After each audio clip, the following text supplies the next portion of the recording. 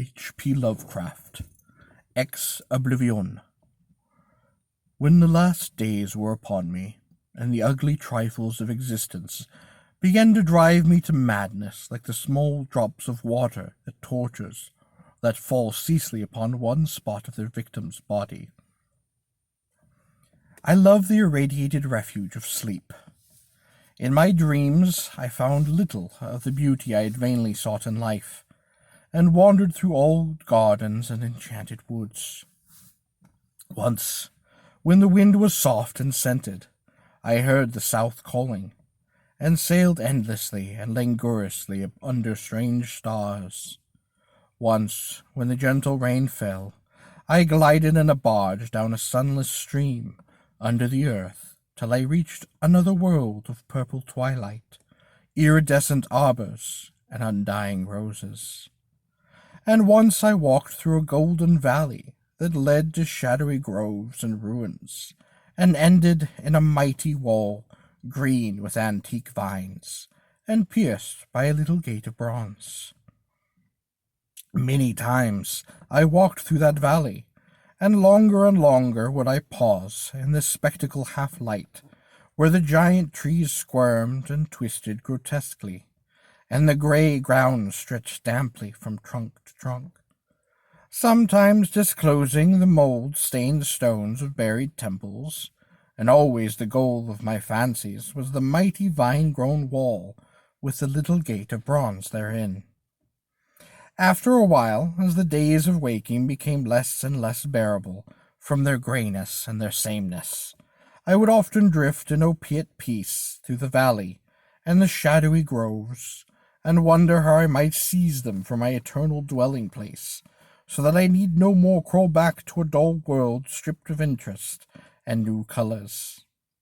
And as I looked upon the little gate and the mighty wall, I felt that beyond it lay a dream country, from which, once it was entered, there would be no return. So each night in sleep I strove to find the hidden latch of the gate in the ivied antiqued wall, although it was exceedingly well hidden, and I would tell myself then the realm beyond the wall was not more lasting merely, but more lovely and radiant as well.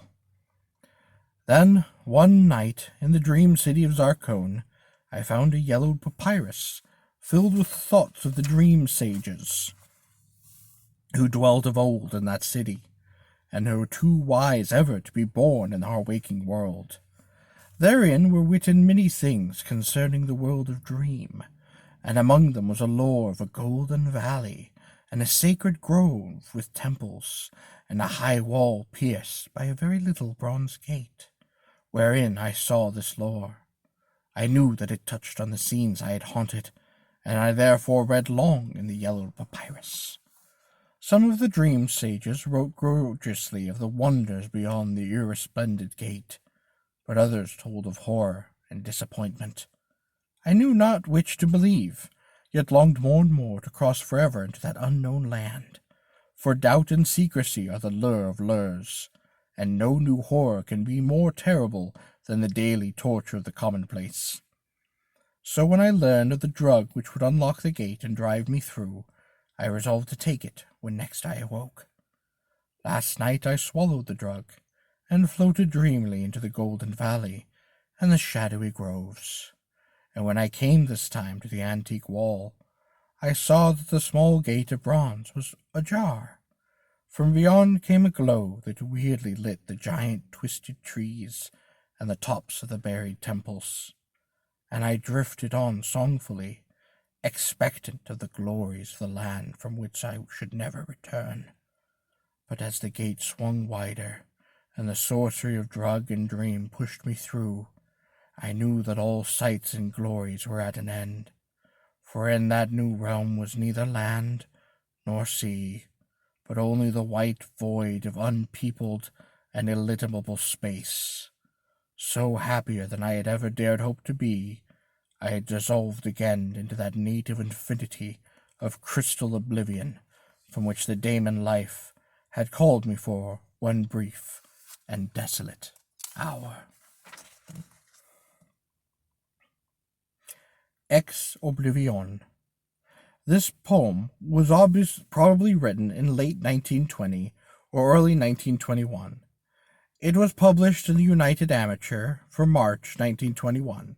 The title is Latin for From Oblivion, apparently referring to the fact that, as we learned at the end of the story, the narrator is telling his story after having escaped into the realm of Oblivion. The tale perhaps reflects Lovecraft's sentiment, as he wrote in an essay of this period, that there is nothing better than oblivion. Since oblivion, there is no wish unfulfilled.